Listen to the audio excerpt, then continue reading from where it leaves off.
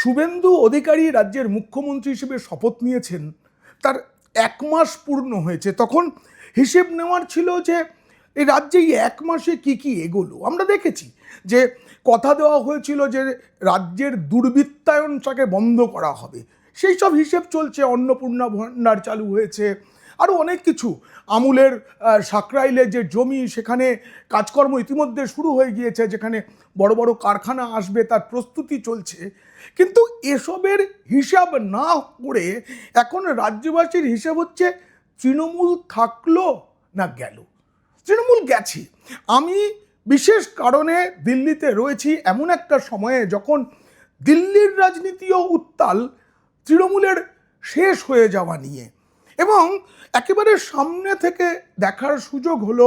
এবং একটি বিশেষ অনুষ্ঠানে কেন্দ্রীয় স্বরাষ্ট্রমন্ত্রী অমিত শাহ সহ মোদি মন্ত্রিসভার অনেক মন্ত্রীদের সঙ্গে কথা বলার সুযোগ হলো আমার। তো সেসব নিয়ে এই যে রাজ্যের বদলে যাওয়ার রাজনৈতিক অঙ্ক, সেটা তৃণমূলের জন্য খুব খারাপ হচ্ছে, আরও খারাপ হবে। কিন্তু বিজেপির জন্য কি সত্যিই ভালো হচ্ছে? পশ্চিমবঙ্গের বিজেপির জন্য? এ নিয়েই আজকের আলোচনা। যদি ভালো লাগে অবশ্যই সাবস্ক্রাইব করবেন। পিনাক কি বলছে, এখন কিভাবে তৃণমূল আরও শেষ হয়ে যেতে চলেছে এবং কেন বিজেপি এটা করছে এবং তাতে বিজেপির ভবিষ্যৎ কি তা জানতে দেখুন ও শুনুন পিনাক কি বলছে। বন্ধুরা দেখুন, প্রথমে বিজেপি পেছন থেকে আছে কি নেই এটা পরের প্রশ্ন। তৃণমূল যে একটা পেশা, এটা আমি বারবার বলি। মানুষ তৃণমূলে অর্থ বিনিয়োগ করে, যে তারপর সেই অর্থ তোলার জন্য তারা তৃণমূলের সঙ্গে থাকে, এটা আজ জলের মতো একদম স্পষ্ট। তৃণমূল কংগ্রেস খইতে খইতে আজকে অল কালীঘাট তৃণমূল কংগ্রেস হয়ে গেছে। কালীঘাটে শুরু, কালীঘাটে শেষ। আপনারা জানেন 59 জন বিধায়ক প্রথমে বিক্ষোভ দেখিয়েছে।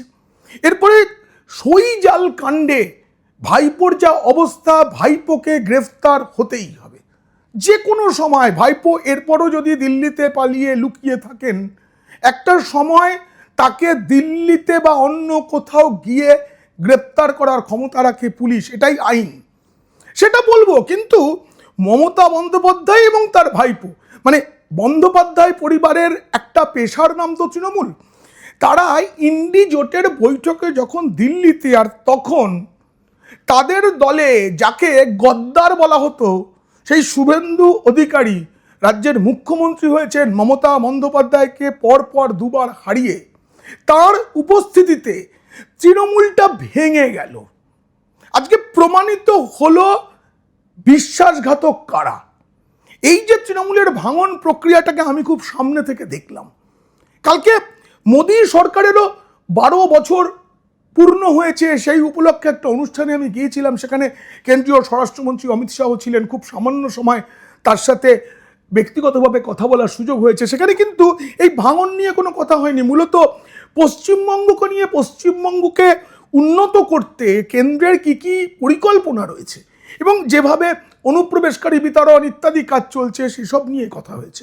এরপরে মাননীয় রেলমন্ত্রী অশ্বিন বৈষ্ণর সাথে আমার কথা হয়েছে। তার সাথে এই রেলের জমি দখল করে থাকা যারা আছেন তাদের উচ্ছেদ নিয়ে কি কথা হয়েছে পরে একটা প্রতিবেদনে বলবো। কিন্তু আপাতত বাংলাকে নতুন নতুন প্রকল্পে সাজানোর কথা হয়েছে।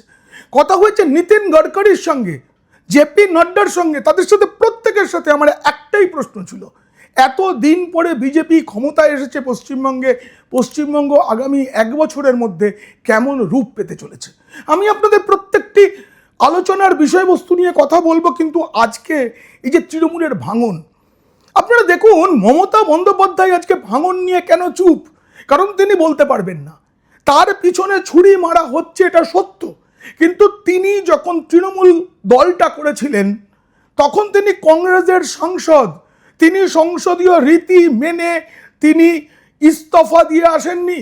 কংগ্রেসের সাংসদদের ভাঙিয়ে আমি তখন উপস্থিত ছিলাম সেখানে।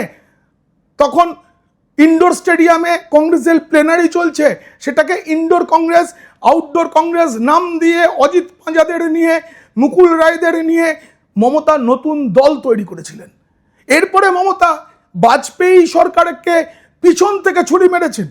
এরপরে তার আগে রাহুল গান্ধী, এই মাফ করবেন রাজীব গান্ধী, 1984 সালে মমতা যে ইন্দিরা হাওয়ায় জিতলেন, তারপরে এই যে 89 আবার হেরে গেলেন, তারপর সেই রাজীব গান্ধীর কংগ্রেসকে তিনি ছেড়ে এসেছেন, তিনি ছুরি মেরেছেন।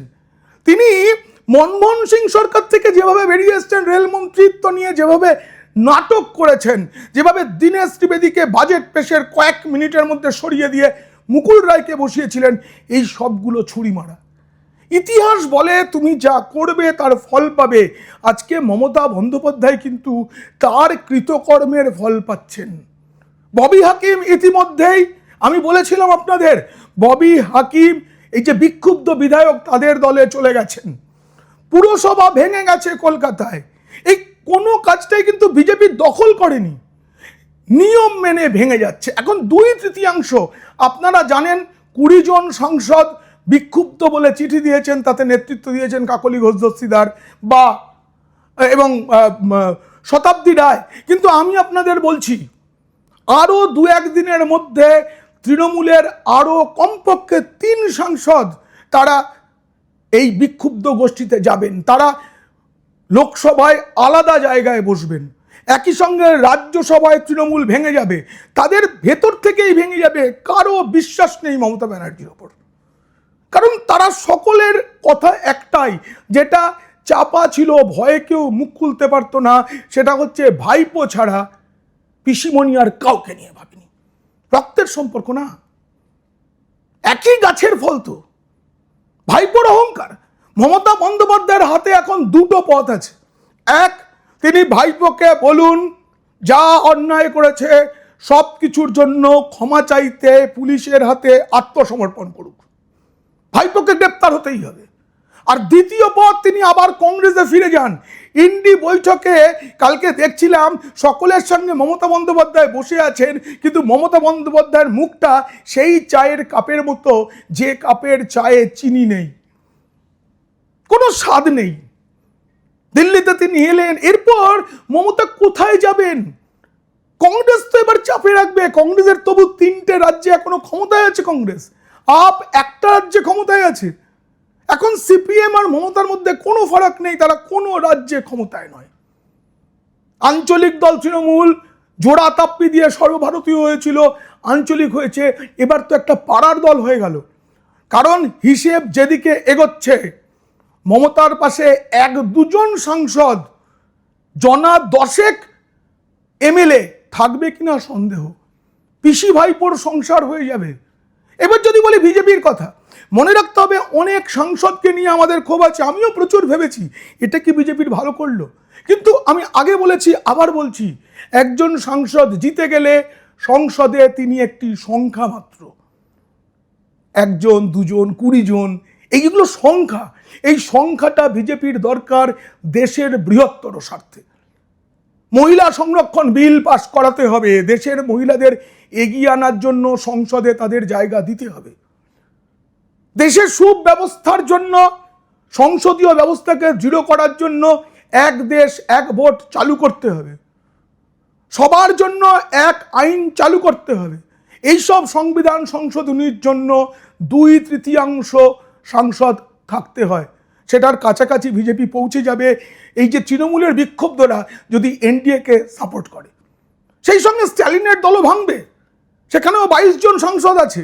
এবং না ভাঙলেও স্ট্যালিন নিজের থেকে দলকে বাঁচাতে তিনি মমতার মতো এরকম ওপর চালাকি করবেন না। তিনি সরাসরি এনডিএকে সমর্থন দিয়ে, কেন্দ্রকে সাপোর্ট করে নিজের দলকে বাঁচাবেন এবং দেশের বৃহত্তর স্বার্থে যা যা রয়েছে সেগুলো। সায়নী ঘোষ কি এই বিক্ষুব্ধ গোষ্ঠীতে এসে বিজেপিকে সমর্থন দেবেন? হয়তো দেবেন। তাতে কি সায়নী ঘোষের হিন্দুত্বের প্রতি যে অপমান, শিবলিঙ্গে কন্ডম পড়ানোর যে মন্তব্য, সেগুলো মাফ হয়ে যাবে না? মানুষ তাকে ক্ষমা করবে না, কিন্তু সংখ্যা হিসেবে তিনি তো জিতেছেন। সেই সংখ্যাটা কাজে লাগাতে হবে হিন্দুত্বের স্বার্থে। সায়নীদের ক্ষমা চাইতে হবে মানুষের কাছে, দ্বিতীয়বার তারা যেন জিততে না পারে। কিন্তু একবার যখন জিতে গেছে, এখনই তো তারা বিজেপিতে যোগ দিতে পারবে না। তারা আলাদা ব্লক হয়ে সংসদে থাকবেন, ওদিকে ঋতব্রতরাও তাই। এইভাবে তারা সমর্থন দেবেন, এই সমর্থনটা প্রয়োজন। কিন্তু তাদেরকে ক্ষমা করা যাবে না। যারা হিন্দুদের উপর অত্যাচার করে জিতেছিল সেই সংখ্যাটা কাজে লাগানো হবে, কিন্তু তাদেরকে ক্ষমা করা যাবে না। এটা বিজেপির নীতি হওয়া উচিত। বিজেপি কি করবে আমি জানি না, তবে এই যে সব হিন্দুকে একত্রিত করা, তার জন্য তৃণমূলের যারা আছেন তাদেরকে ভালো করার কাজ একটা বিশ্বের বৃহত্তম দল হিসেবে বিজেপি যদি চেষ্টা করে সেটাকে আমি সমর্থন করি। তা বলে তাদেরকে ক্ষমা করে দেওয়া হবে, তাদের সব অপরাধ মাপ, এটা হতে পারে না। এটা শ্রমিক ভট্টাচার্য চাইবেন না, এটা মাননীয় মুখ্যমন্ত্রী শুভেন্দু অধিকারী চাইবেন না, এটা নরেন্দ্র মোদী, অমিত শাহ তারাও চান না, আমি জানি। তাদেরকে ক্ষমা করা যাবে না, কিন্তু তাদের সংখ্যাটাকে ব্যবহার করতে হবে। আমি বারবার একটা কথা বলছি, কারণ আমরা 2024 সালের লোকসভা নির্বাচনে বিজেপিকে আমরা সেভাবে ক্ষমতা দিইনি, এটা আমাদের ভুল। তখন যদি আমরা 240-এর বদলে সত্যি করেই 300-র বেশি আসন দিতাম, আজকে এইসব আবর্জনার সমর্থন নিতে হতো না। কিন্তু আমরা দিইনি, আমরা ভুল করেছি। কিন্তু বিজেপি যে লক্ষ্যমাত্রা নিয়েছে 2047 সালের আগে যে বিকশিত বাংলা, বিকশিত ভারত যে ঘোষণা, সেটা করতে গেলে তো এদের সমর্থন প্রয়োজন। পরের নির্বাচনে কি হবে দেখা যাবে। এদের প্রার্থী তো আর করা হবে না, হয়তো তখন জিতে আসা হবে, পঞ্চায়েত আছে, পুরসভা আছে, সব কিছু করে বাংলাকে সাজাতে হবে। আর বাংলাকে সাজানোর জন্য সবার আগে প্রয়োজন তৃণমূলকে ধুলোয় মিশিয়ে দেওয়া। সেটার সময়ের অপেক্ষা। তৃণমূল একবার ওপরটা ভেঙে গেছে, এইবার তৃণমূলের নিচটা ভেঙে যাবে। অত্যাচারীরা গ্রেপ্তার হচ্ছে, আরও হবে। এখনো অনেক কিছু পাট খেতে খাটের তলায় পাওয়া যাবে, তারা সবাই জেলে যাবে, সবাই। যতদিন না যাচ্ছে আমার মনে হয় ততদিন শুভেন্দু অধিকারী নিশ্চিন্তে ঘুমোচ্ছেন না। তিনি এটা ব্রত নিয়েছিলেন যে, এবং এই যে কাজটা হচ্ছে, এত গ্রেফতার, এত কিছু, তাতে বিনিয়োগকারীদের ভরসা বাড়ছে, ভয় নেই পশ্চিমবঙ্গে, তারা আসতে শুরু করেছেন, আসবেন। অনেকে বলবেন যে শুভেন্দু অধিকারী দিল্লি এলেন কি দল ভাঙতে? না, শুভেন্দু অধিকারী দিল্লি এসেছেন, এসে নির্মলা সীতারামনের সঙ্গে বৈঠক করেছেন, অর্থমন্ত্রীর সঙ্গে বৈঠক, তার মহত্বটা বুঝুন। তিনি আরো মন্ত্রীদের সঙ্গে দেখা করেছেন। সেই মন্ত্রীদের সঙ্গে দেখা করে তিনি শুধু তৃণমূল ভাঙার কাজ করেননি, কারণ তৃণমূলকে ভাঙার দরকার নেই। তাসের ঘর যেমন ভেঙে পড়ে, তার চেয়ে দ্রুত তৃণমূল ভাঙছে, ভাঙবে, মাটিতে মিশে যাবে। সুতরাং আমরা এখনই রায় দেব না, ভুল হলো না ঠিক হলো সেই রায় দেওয়ার জন্য আমাদের আরও সময় নিতে হবে, আরও অপেক্ষা করতে হবে। কারণ তৃণমূলের 2/3 সাংসদ, 2/3 বিধায়ক, তারা আলাদা ব্লক তৈরি করেছে, তারা বিজেপিতে ঢুকতে পারেনি, এখনো বাধা আছে, আইনি বাধাও আছে। নিয়ম না মেনে কিছু হবে না। আর সংসদীয় রীতি নীতি সৌজন্য নিয়ে যারা কথা বলছেন, তারা একবার এই ভারতের কংগ্রেস আমলের রীতিনীতির কথা ভাবুন। তারা এতটা তোয়াক্কা করেনি। তৃণমূল কংগ্রেস বিজেপিকে ভাঙানোর সময় 2/3 অপেক্ষা করেনি। ভোটের কয়েকদিন পরেই 21 সালে মুকুল রায়কে নিয়ে নেওয়া হয়েছিল, কৃষ্ণ কল্যাণীকে, মুকুটমণি অধিকারীকে, নির্লজ্জের মতো। বাইরন বিশ্বাসকে মানুষ জিতিয়েছিল মুর্শিদাবাদের সাগরদিঘিতে, যে শাসকের বিরুদ্ধে রায় ছিল, সেই বাইরনকে কিনে নেওয়া হয়েছিল। এর সাজা তো এইভাবেই দিতে হবে, কাটা দিয়েই কাটা তুলতে হয়। ফলে কাটা তোলা চলবে, সেই সঙ্গে উন্নয়নও চলবে, এই আশাটা আমাদের রেখে আপাতত সরকারের উপর ভরসা রাখতে হবে। সবে 1 মাস হয়েছে, আমরা কথা দিয়েছিলাম তো 6 মাস দেখব, এখনো 5 মাস বাকি আছে। এই প্রতিবেদন কেমন লাগলো জানিয়ে অবশ্যই মন্তব্য করবেন। ভালো লাগলে বন্ধুদের, খারাপ লাগলে শত্রুদের শেয়ার করবেন। আপনারা খুব খুব ভালো থাকবেন।